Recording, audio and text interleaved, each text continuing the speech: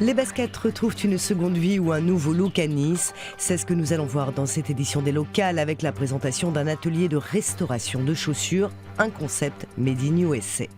Nous parlerons solidarité également avec les boutiques solidaires de jouets du Secours populaire. Grâce à elles, la magie de Noël opère pour tous les enfants. Débutons cette édition à la campagne en Seine-et-Marne où l'ouverture d'une boulangerie a transformé la vie d'un petit village.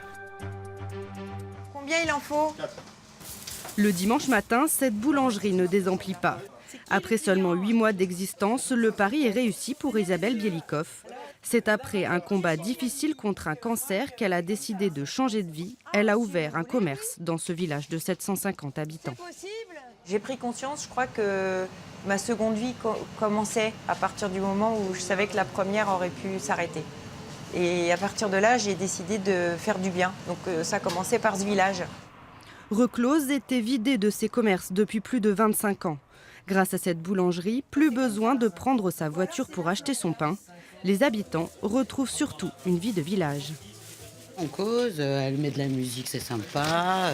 Il y a toujours du monde, il y a du café chaud, il y a des produits de la région. C'est une bonne idée, une excellente idée. Les gens se voient plus, parce qu'avant on ne se voyait pas. Parce que l'on se rencontre, on peut parler un petit peu, il y a de l'animation, c'est plus du tout pareil. Un enthousiasme partagé par la maire de Reclose. Elle désespérait de voir son village se désertifier. On sent que ça redonne de l'espoir et de la vie. On se dit, finalement, une boulangerie en milieu rural, ça marche, on peut essayer de faire plus. Isabelle a misé sur la qualité, une fabrication artisanale, des farines bio, une dizaine de pains différents et ça marche. Son chiffre d'affaires est 2 fois plus élevé que prévu, un succès inespéré. Je suis très heureuse que ça se passe comme ça et je pense à mes clients d'abord en fait et quoi qu'il arrive, je conserverai ce lien avec les gens. C'est vraiment une belle aventure humaine en fait. Cette aventure donne des idées aux autres habitants. Prochainement, un regroupement de producteurs locaux devrait s'implanter au cœur du village. Grâce au Secours populaire, tous les enfants ont droit à un Noël comme les autres. Les boutiques solidaires de jouets tournent actuellement à plein régime, exemple à Lyon où la magie de Noël opère. La boutique solidaire du Secours populaire vit à l'heure de Noël et elle fait le plein en ce jour de grande vente de jouets d'occasion. Pour la plus grande joie des amateurs de camions de pompiers et le plaisir de Laurence, une habituée de la boutique. C'est faire une bonne action et puis moi pour le budget aussi ça compte. Donc ouais, je trouve ça bien sûr. Il y a d'autres choses qui vous intéresseraient ? Non, je pense que... Pour les bénévoles de l'association, les fêtes de fin d'année sont une période intense. Entre la boutique, les colis alimentaires et les Pères Noël verts, pas de trêve. Mais les bénévoles comme Daniel aiment ces moments de rencontre.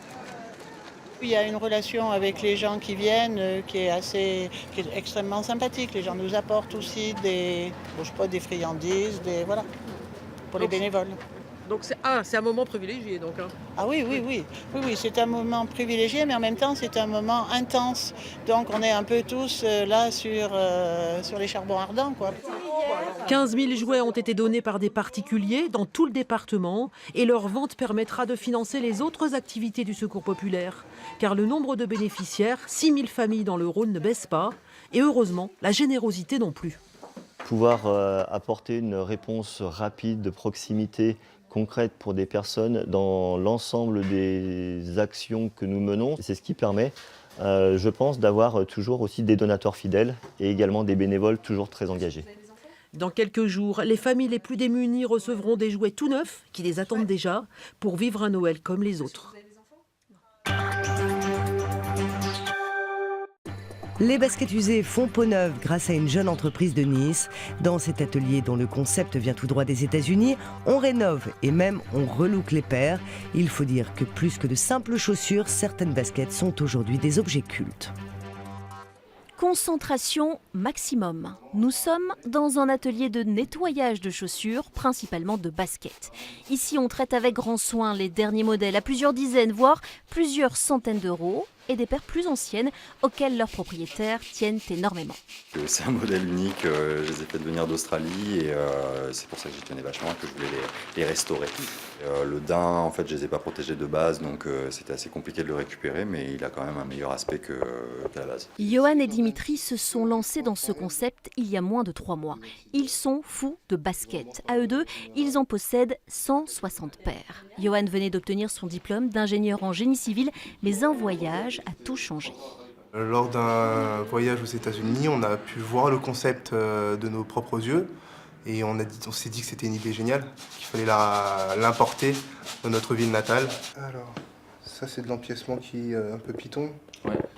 Bon, si on peut trouver du simili. L'autre idée de ces deux entrepreneurs est de transformer complètement vos baskets pour 30 à 220 €. Et ce client est rempli d'idées. La première, mettre du serpent sur une paire de Jordan. La deuxième, c'est d'enlever le Nike sur une paire de Nike et de mettre une autre marque à la place. Et si j'y arrive, ce sera un beau cadeau pour vous ? Ouais, un beau cadeau de Noël. Les associés bichonnent déjà une quarantaine de paires par jour. Pas à pas, ils réalisent leur rêve américain.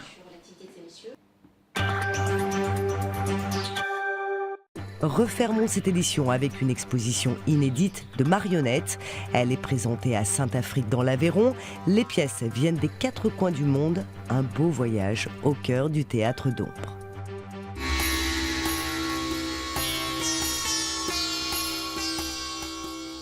Quand l'ombre nous éclaire, voici, précieuse et historique, des marionnettes du monde. À l'origine, 25 années de voyage d'un couple aveyronnais passionné qui a transmis ce trésor à une association. Résultat, une centaine d'œuvres ici dévoilées et autant de traditions ramenées de Grèce, de Turquie ou ici d'Indonésie.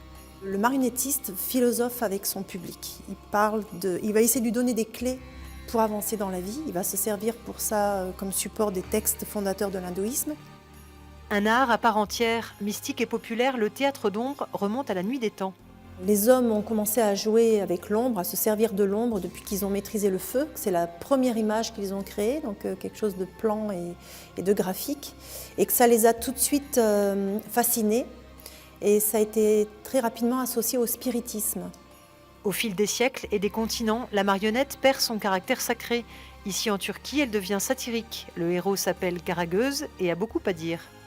C'est un peu notre polichinelle, il est bossu, il a un appendice sexuel très prononcé et il a absolument tous les défauts. Voilà, paresseux, menteur, voleur, escroc, voilà. La parole très libre, un vocabulaire très cru. Il représente le peuple qu'il adore.